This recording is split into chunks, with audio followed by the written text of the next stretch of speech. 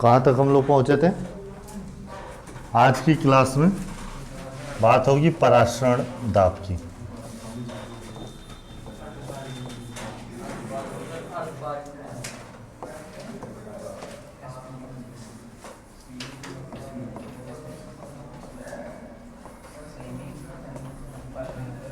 Osmotic pressure,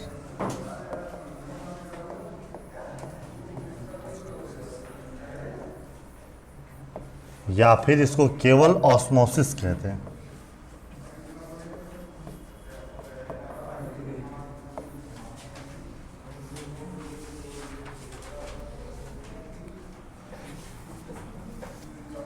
या osmosis Parasaran को कहते हैं ना।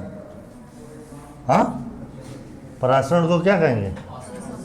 और पराशरण दाब को? अच्छा,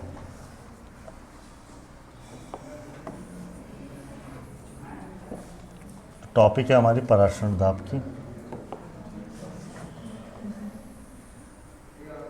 इसमें सबसे पहले हेडिंग आती है अर्धपारगम झिल्ली। इसके बारे में बता दिए थे कल।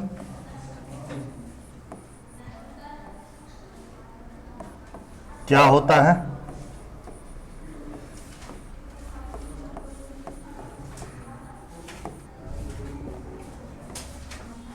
जो विलेय व विलायक को अलग अलग करने का काम करता है।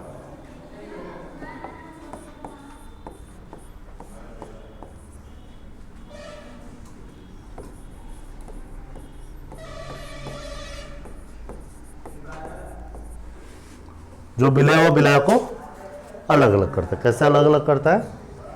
अर्धपारगम झिल्ली मान लीजिए आपने यहाँ रखा, यह अर्धपारगम झिल्ली है।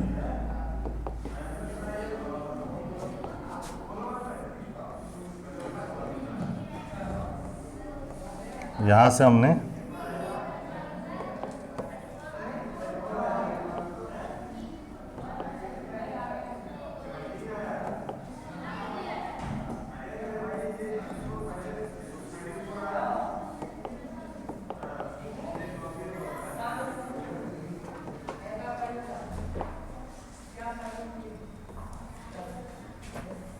इसमें ये विलयन है,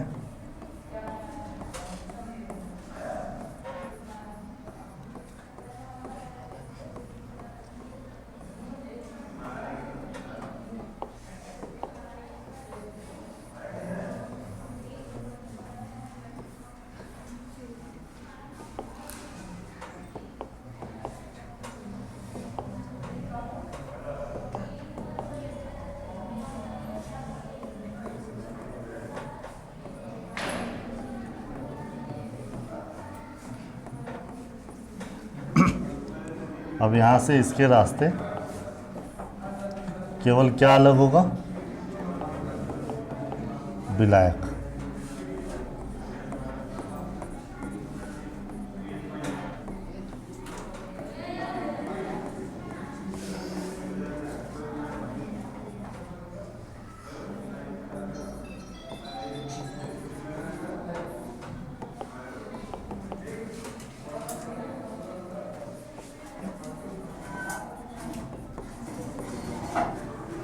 अब ये देखने और समझने में तो अच्छा लग रहा है, लेकिन क्या वास्तव में ऐसा होता है?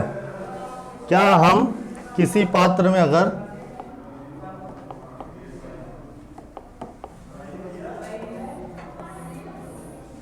और इसके ऊपर अगर अर्धपारगम झिल्ली ऐसे लगाएं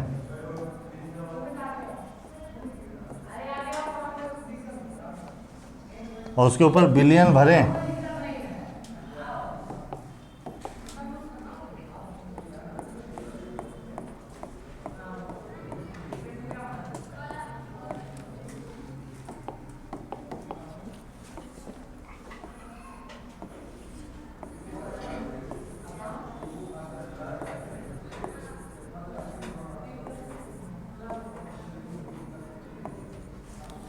तो क्या होगा परिणाम?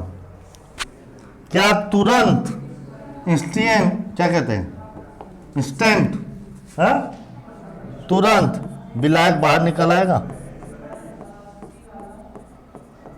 नहीं, तुरंत नहीं निकलेगा। और ना ही इस तरीके से तो संभव है कि एक तरफ से ऐसे भेजिए, दूसरी तरफ से विलायक तुरंत निकल जाएगा। मान लो उल्टा पात्र है, पात्र के नीचे अर्धपारगम झिल्ली लगा दिया है, पेंदी हटा दी गई, अर्धपारगम झिल्ली लगा दिया गया, और उसके बाद हमने ऊपर से विलयन रखा। तो विलयन तो घटना किस प्रकार से होगी? घटना ऐसी होगी जैसे बरसात के समय में किसी का छत टपक रहा हो, तो पहले छत टपकना शुरू नहीं हो जाता, पहले पूरा छत का माहौल बनता है, रिसाव होता है, पहले पूरा भीग जाएगा। फिर धीरे धीरे जैसे जैसे समय आगे बढ़ेगा, पूरा जितना जगह रिसा हुआ वो पूरा एक जगह, एक उसके सेंटर पे, मास सेंटर पे आके एकत्रित होगा, और उसके बाद जो है वहां से वो बूंद का रूप लेगा, और तब धीरे से बूंद टपकेगी। वही हाल इसमें भी होगा। आप अगर विलयन ऊपर रखेंगे तो अर्धपारगम झिल्ली के दूसरे सिरे पर पहले रिसाव उत्पन्न होगा, समय लेगा, तुरंत नहीं, कुछ समय लेगा। फिर धीरे धीरे रिसाव किसी एक बूंद का रूप लेगा, समय लेगा, और फिर वो बूंद टपकेगा। अब आप पात्र में रख लीजिए, उस बूंद को एकत्रित कर लीजिए, 1-2 चम्मच होने दीजिए। विलयन आपने लिया था किसका? नमक व पानी का मिश्रण। विलयन को जब आप चखते हैं तो नमकीन पानी लगता है, और वहीं पर जब आप एसपीएम यानी अर्धपारगम झिल्ली से बाहर निकला हुआ जो द्रव आया है 1-2 चम्मच, उसको चखते हैं तो वो स्वादहीन होता है, जैसा कि जल। तो इससे ये बात साबित होती है कि अर्धपारगम झिल्ली अपने छिद्रों से केवल विलायकों के अणु को बाहर निकालता है, विलय के अणु को। बात समझ में आई? कोई दिक्कत? इस तरीके से होता है, एकाएक घटना नहीं होती। अब चूंकि ये कॉन्सेप्ट हम समझ चुके हैं,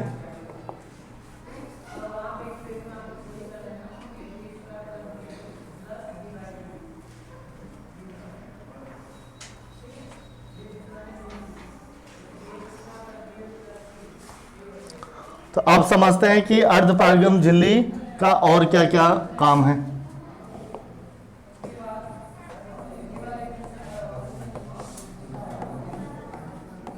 ये मैंने बता दिया था, रिसोर्स ऑफ एसपीएम। अर्धपारगम झिल्ली के स्रोत कहाँ कहाँ पाए जाते हैं, है ना? प्राकृतिक और कृत्रिम दोनों रूपों से बता दिया था। अर्धपारगम झिल्ली का कार्य, अर्धपारगम झिल्ली का कार्य क्या है? अब हम एक्सपेरिमेंट कर रहे हैं 2 अलग अलग पात्र, उन दोनों पात्रों के बीच में अर्धपारगम झिल्ली लगा दी।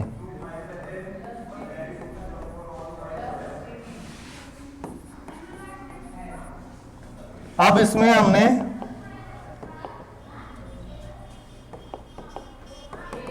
विलयन भर दिया,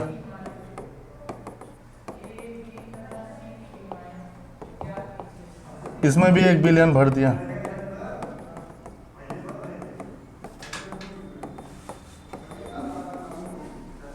ये जो विलयन है, इन दोनों के कंपेयर में मैंने आपको बताया था कि तुलना करते हैं तभी बता पाते हैं। यह है तनु विलयन, दोनों के कंपेयर में।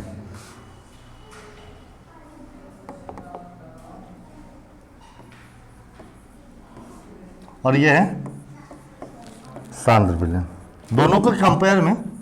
दूसरे भाषा में आप यह भी कह सकते हैं कि यह अधिक सांद्रता, यह कम सांद्रता वाला विलयन है, और यह अधिक सांद्रता वाला विलयन है। दोनों ही विलयन के विलय और विलायक अणु सेम है, बस मात्रा के आधार पर यह तनु विलयन हो गया और यह सांद्र विलयन। और दोनों को किसके भी संपर्क में जोड़ दिया गया? हम इंतजार करते हैं तनु विलयन जिसके अंदर विलायक की मात्रा अपेक्षा में, विलायक की अपेक्षा में क्या है? कम है। और सांद्र विलयन जिसमें विलय की मात्रा विलायक की अपेक्षाकृत अधिक है ना? विलायक के केस में अगर बात करूं तो तनु विलयन वो है जिसमें विलायक की मात्रा विलयन या विलय की अपेक्षाकृत अधिक है। क्या है? अधिक। किसमें विलायक की मात्रा अधिक है? अपेक्षाकृत, अनुपात में जितनी मात्रा में टोटल विलयन है उस मात्रा के आधार पर विलायक की मात्रा क्या है? ज्यादा है। जितनी मात्रा में सांद्र विलयन है उसके अपेक्षाकृत इसमें विलायक का जो अणु है वो कम है। समझ आएगी ना? इसलिए सांद्र विलयन है और ये तनु विलयन है। दोनों को हमने अर्धपारगम झिल्ली के संपर्क में रख दिया और अब हम जो है इंतजार कर रहे हैं। कुछ समय पश्चात, काफी समय बीत गया, कुछ समय पश्चात फिर से हम चेक करने आए कि कौन तनु विलयन है और कौन सांद्र विलयन है। अब की बार हम देख रहे हैं, यानी कि कुछ समय पश्चात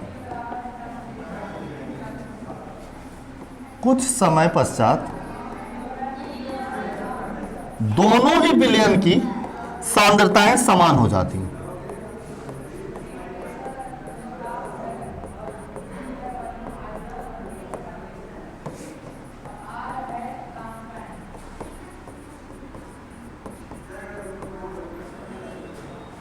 अब ना तो कोई तनु रहा ना तो कोई सांद्र रहा। अब इस पर हमको अध्ययन करना है कि आखिर ये हुआ कैसे होगा। अब इस पर विचार करना है कि ये कैसे हुआ होगा।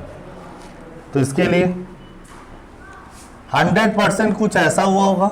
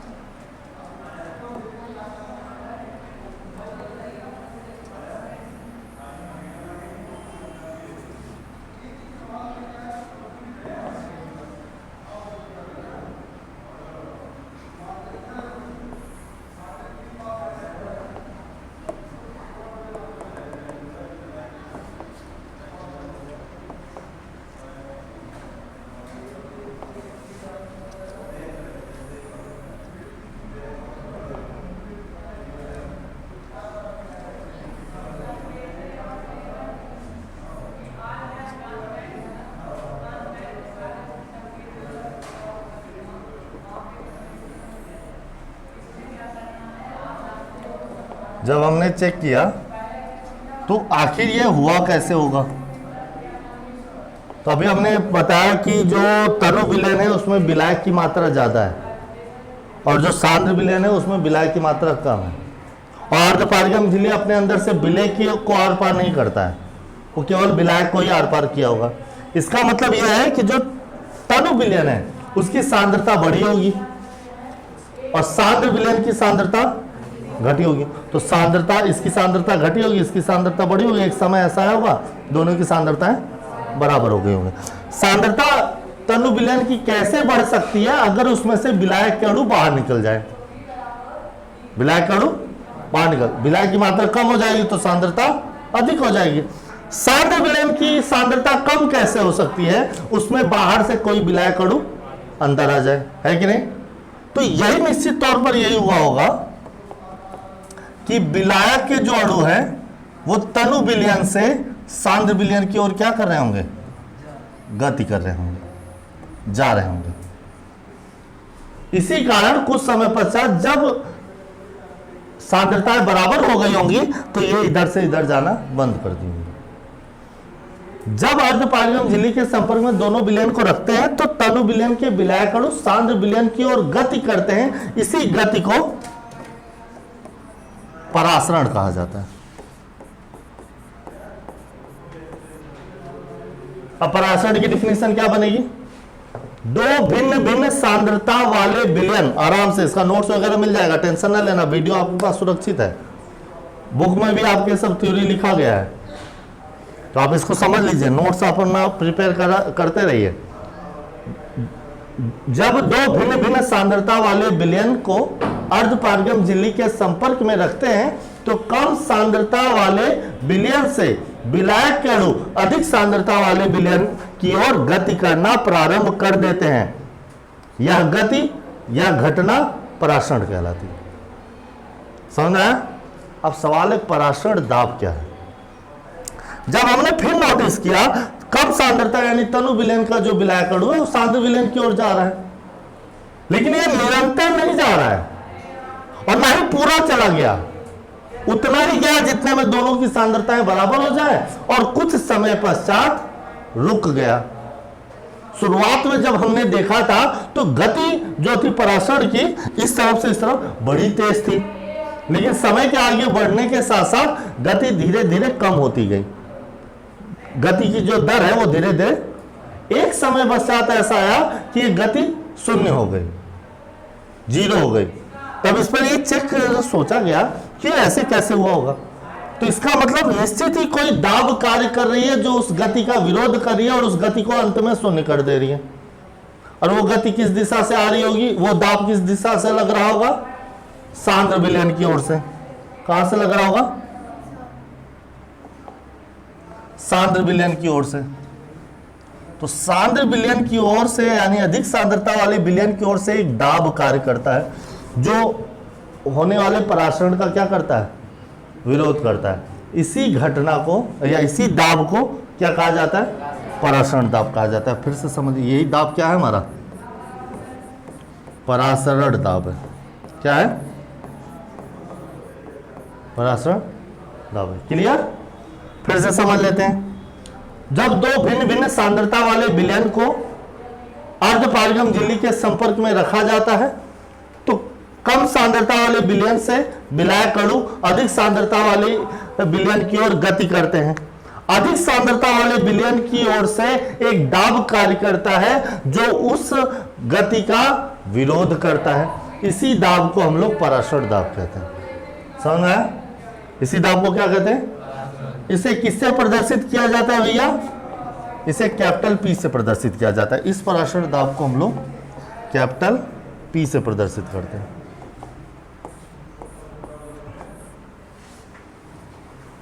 इसे किससे प्रदर्शित करते हैं, कैपिटल पी।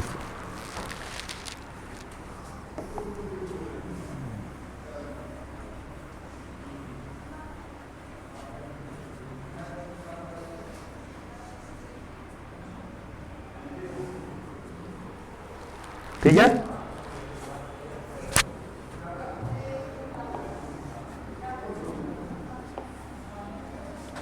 अब एक वैज्ञानिक की एंट्री होती है, उनका नाम है वान ठाफ। और उन्होंने एक एक्सपेरिमेंट किया, एक्सपेरिमेंट के बाद निष्कर्ष निकला और एक थ्योरी बनी जिसे कहते हैं वान ठाफ का नियम। यह नियम कुछ सिमिलर था ऐसा जैसा गैसी नियम के बारे में हमने पढ़ रखा है। गैसी नियम के बायल के नियम और चार्ल्स के नियम पर आधारित। वान ठाफ ने जब एक्सपेरिमेंट किया इस अर्धपारगम झिल्ली के घटना से जो परासरण दाब उत्पन्न हुआ है कैपिटल पी का, उसके विषय में उन्होंने कुछ अध्ययन किया। पहला अध्ययन उन्होंने किया जो कि किसी से इंस्पायर नहीं था कि P is proportional to capital C,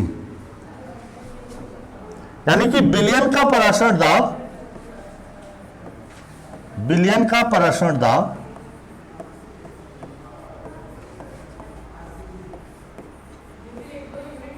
यहां पे एक बात और बताना चाहूंगा, हर विलयन का अपना अलग अलग परासरण दाब होता है। इसलिए सोच रहा हूं एक थ्योरी और बता दूं तब वान ठाफ के नियम पर आता हूं। हर विलयन का अपना अपना परासरण दाब होता है। तो विलयन, ये जो तनु विलयन है, जो कम सांद्रता का विलयन है, इसका भी अपना परासरण दाब होगा। लेकिन इसका परासरण दाब किसके लिए काम करेगा, सामने वाले विलयन के लिए। इसका परासरण दाब से समझना ही है, परासरण दाब उस विलयन की तरफ से नहीं काम करता, उस विलयन की तरफ से किसी दूसरे विलयन के लिए काम करता है। और जो कि दूसरा विलयन उस विलयन से क्या होना चाहिए, अधिक सांद्रता का होना चाहिए। अभी पता चले ये कम सांद्रता का, ये अधिक सांद्रता का, इससे भी ज्यादा सांद्रता का अगर इसके संपर्क में ले लिया जाए तो अपोजिट हो जाएगा परासरण गति, तब इसका अपना परासरण दाब काम करेगा। ये बात अच्छे से समझना। तो पराशर दाब सामने वाले पराशर के विरोध करने के लिए बना है। तो हर एक विलयन का अपना अपना क्या है, पराशर दाब है। मान लो इसका पराशर दाब क्या है भैया, और इसका पराशर दाब क्या है भैया, P2। अब कोई पराशर तो हावी है जिसकी वजह से पराशर दाब एक का दूसरे से ज्यादा हावी है, तो वो ज्यादा पराशर लगा रहा है। अच्छा हावी कैसे होगा अभी उस पर भी आएंगे, लेकिन इसका अपना पराशर दाब है, इसका अपना पराशर दाब दो। अब देखो अब जिसका पराशर दाब कम होगा, यहां पे एक और शब्द आ रहा है,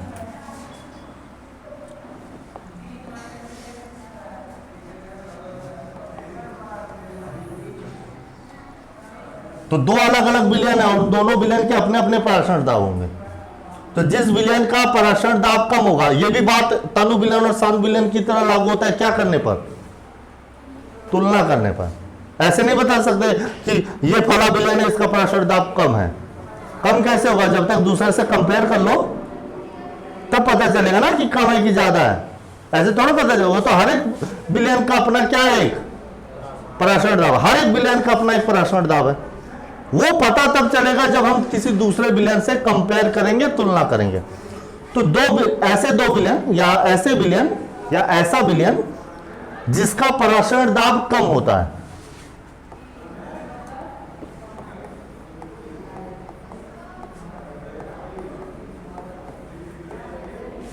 वह विलयन क्या कहलाता है, अल्प पराशरी विलयन कहलाता है। क्या कहलाता है, अल्प पराशरी विलयन कहलाता है। इंग्लिश में क्या कहते हैं इसको, पार्सिंग, कुछ भी कह सकते होंगे। क्या कहलाता है, अल्प पराशरी विलयन।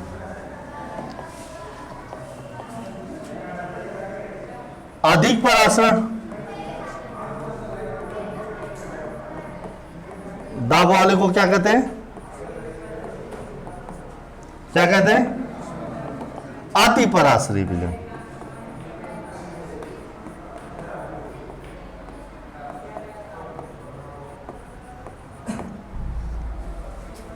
दो भिन्न भिन्न विलयन जिनके अलग अलग पराशर दाब है, उनमें जिसका पराशर दाब कम होता है वह अल्प पराशरी विलयन कहलाता है, जिसका पराशर दाब अधिक होता है वह अति पराशरी विलयन होता है।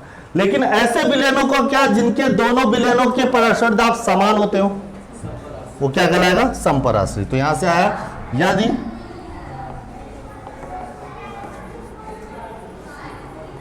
दोनों विलयनों के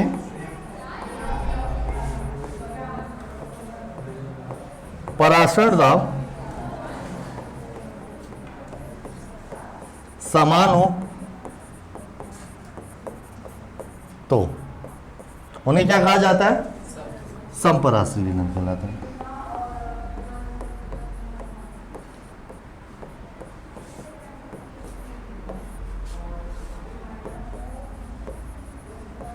Is that clear? समझ में आ रहा है? अब जिस विलयन की सांद्रता कम है उसका पराशर दाब अधिक होता है, ये बात समझना, ठीक है।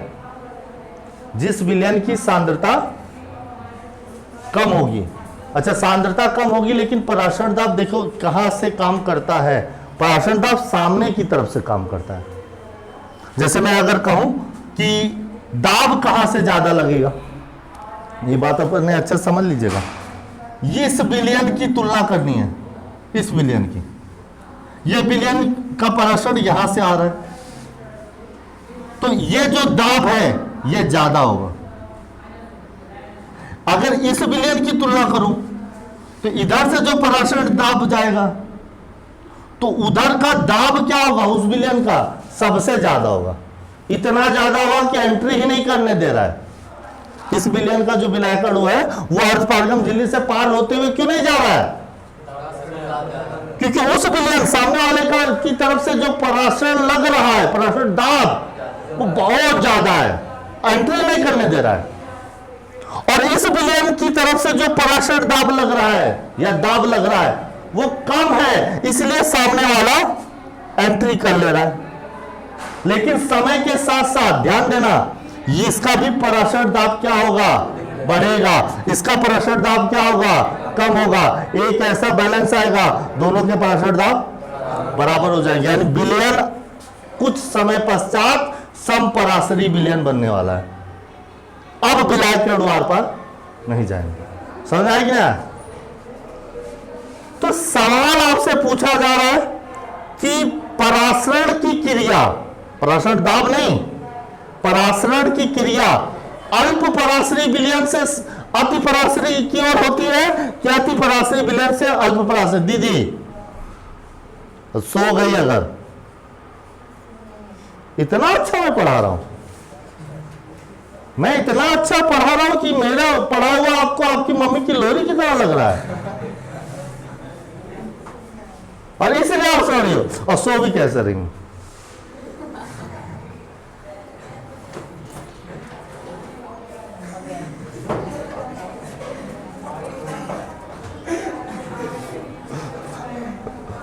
नहीं नहीं नहीं, सोना नहीं, सोना नहीं। अगर आप सो गई तो आपका नंबर भी सो जाएगा। नहीं, देखो वो कैसे पढ़ रही है, बगल में उसका कलम भी चल रहा है। ये लोग इतना जैसा, और कोई तो नहीं सो रहा है भैया? आदित्य? हाँ, तो मैं कुछ पूछ रहा था। जो पराशरण की क्रिया है वो अति पराशरी से अल्प पराशरी की ओर होती है कि अल्प पराशरी से अति पराशरी? हाँ, किसकी तरफ होती है? अति से अल्प, क्योंकि अति की तरफ से सामने से जो पराशर दाब काम किया जा रहा है वो कम है, वो कम है, तो इधर से जाना पॉसिबल है। अरे यार, उधर से आना पॉसिबल है क्योंकि अति पराशरी है, तो वो रोक लेगा। हाँ, वो उसको आने से रोक लेगा, और अल्प पराशरी वाला उसका पराशर दाब कम है, तो यानी उसके अंदर विलायक का अणु प्रवेश कर जाएगा कि नहीं कर जाएगा? भाई वो अल्प पराशरी है। अब तो आप बताओ, पराशर की क्रिया इधर से इधर आ रही है, पराशर की क्रिया इधर से, तो अल्प पराशरी और अति पराशरी कौन है? तो ये क्या होगा, ये क्या होगा? अति पराशरी। और ये कैसा होगा? अल्प पराशरी। इसलिए P1 is greater than P2। समझ में आया कि नहीं आया? P1 is greater than P2। लेकिन एक इंडिविजुअल विलयन में अगर मैं बात करूं कि अकेला है,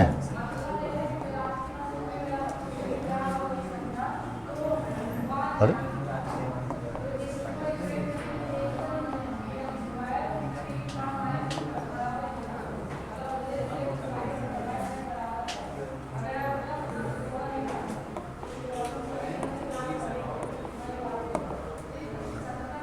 लेकिन अगर अकेले विलयन की बात करूं, कोई तुलना के लिए नहीं है, तो उसका अपना पराशर दाब होगा कि नहीं होगा?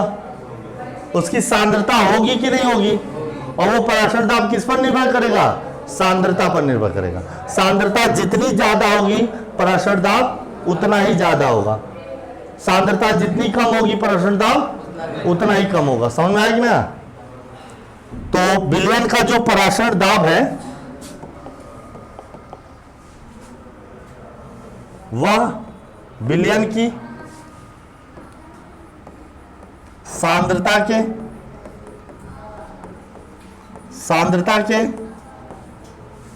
क्या होती है? अनुक्रमानुपाती। क्या होती है?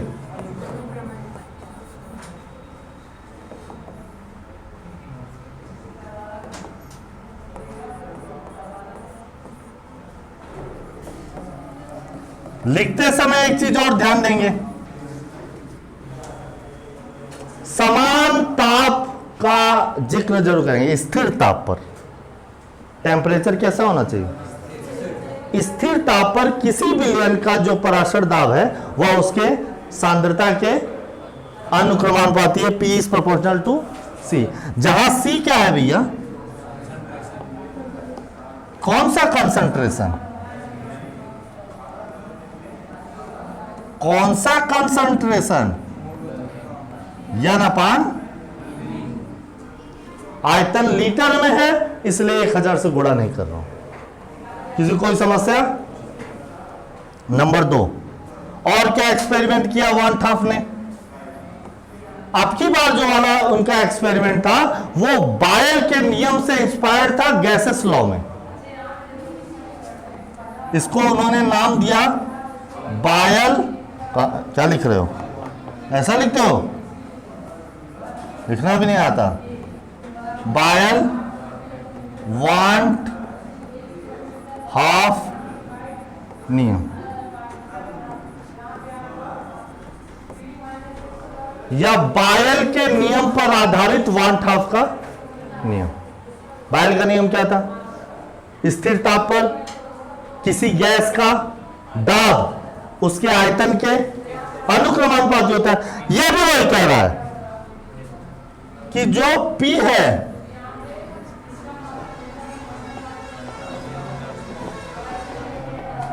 P is proportional to V, किस पर?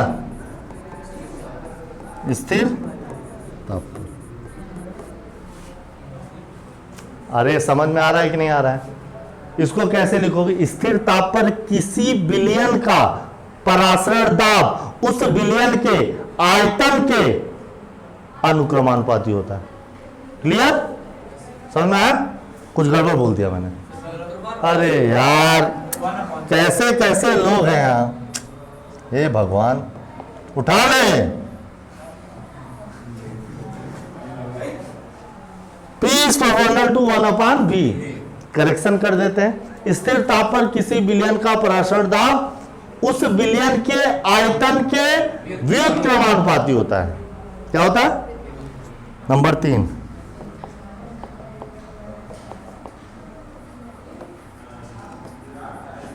चार्ल्स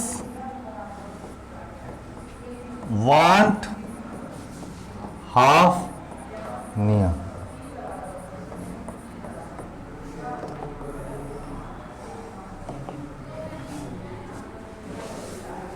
अब यह होता है P is proportional to capital T। अब यहां स्थिर क्या रखोगे? इसके लिए क्या डिफिनीशन बनेगी? स्थिर आयतन पर किसी विलयन का परासरण दाब उस विलयन के परम ताप के अनुक्रमानुपाती होते हैं। परम ताप के अनुक्रमानुपाती। Clear? P is proportional to.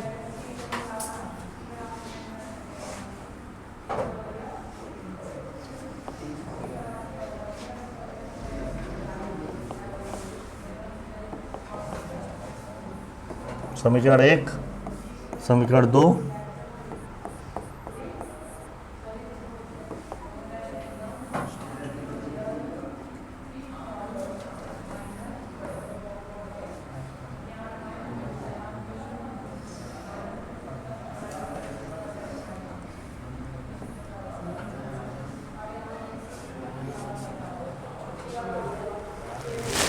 Clear?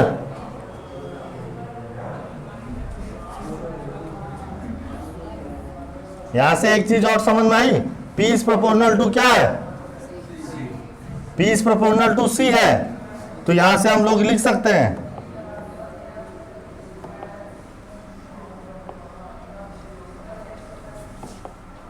P is proportional to n upon, और ये कर लेते हैं समीकरण।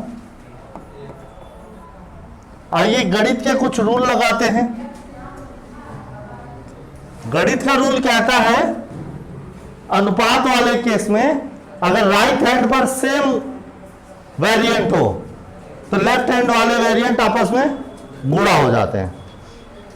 जैसे P is proportional to n upon V और P is proportional to 1 upon V। इसको क्या लिख सकते हैं हम?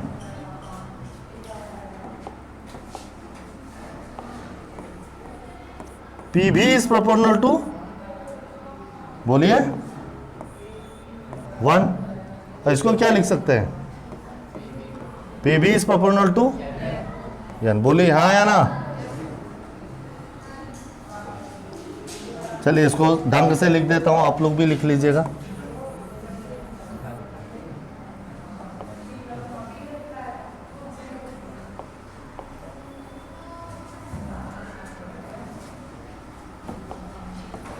समीकरण 1 से PV is proportional to n, समीकरण 4। समीकरण 2 से PV इज प्रोपोर्शनल टू 1, समीकरण 5। हाँ या ना? समीकरण 1 से P is proportional to n upon V, तो PV is proportional to n लिख सकते हैं कि नहीं? और समीकरण 2 से P is proportional to 1 upon V, तो PV इज प्रोपोर्शनल टू, कोई दिक्कत?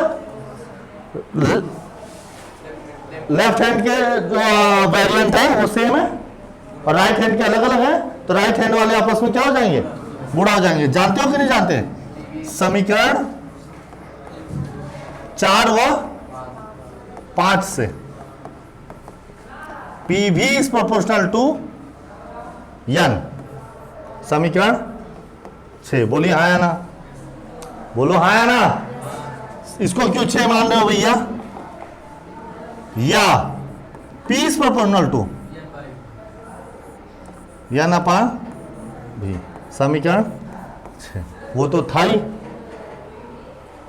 है ना? समीकरण 6 व 3 से, समीकरण 3 व 6 से आइए। समीकरण 3 कह रहा है P is proportional to T, और समीकरण 6 कह रहा है P is proportional to n upon, तो P इज प्रोपोर्शनल टू क्या हो जाएगा? NT अपॉन, बोलो हाँ या ना? क्या कोई दिक्कत है? इसको हम क्या लिख सकते हैं? PV is proportional to NT, बोलो हाँ या ना?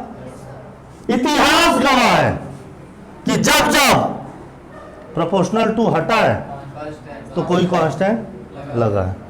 कांस्टेंट कौन सा आने वाला है? PV इक्वल टू n यस t, जहां यस क्या है? सॉल्यूशन कांस्टेंट, विलियम स्थिरांक। इसका मान कितना होता है? यह वही है जो गैसीय नियम में R काम करता था, और इसका मान क्या होता है? 0.082 लीटर वायुमंडल प्रति डिग्री प्रति मोल। लीटर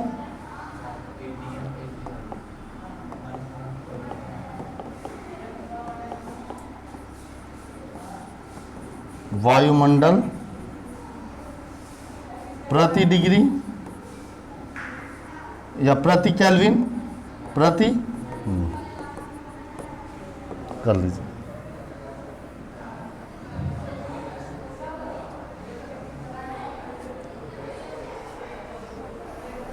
तो ये था विलयन का क्या? पराशर दाब, और उसका क्या मैं इसे ये भी लिख सकता हूं? PV equal to W upon M ST लिख सकता हूं भैया? या फिर इसको मैं V को n के बटे में भेज दूं, n अपान, और n अपान V को क्या लिख सकता हूं? तो P इक्वल टू CST भी लिख सकता हूं। वो कौन सा कहावत है, कौन सा वो श्लोक है? जाकी रहे जैसी जरूरत वैसा यूज। समझ आई ना? इसी न्यूमेरिकल से हमको, हाँ इसी फार्मूले से, सॉरी इसी फार्मूले से हम लोगों का टारगेट कितना है? 50 न्यूमेरिकल। ज़्यादा है? कम से कम 25, ज़्यादा से ज़्यादा न्यूमेरिकल सॉल्व करना। समझ में आया कि नहीं? आज के लिए बस इतना, आगे कल। Take care, all the best.